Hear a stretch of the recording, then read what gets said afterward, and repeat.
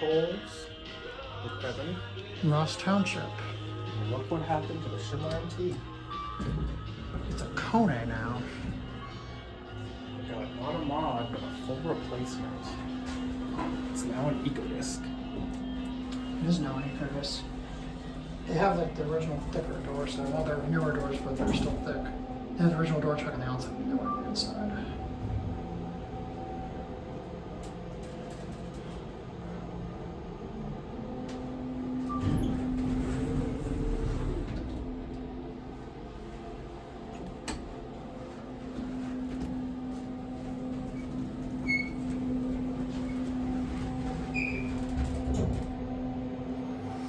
It's now a taller cab, or at least they made the ceiling taller.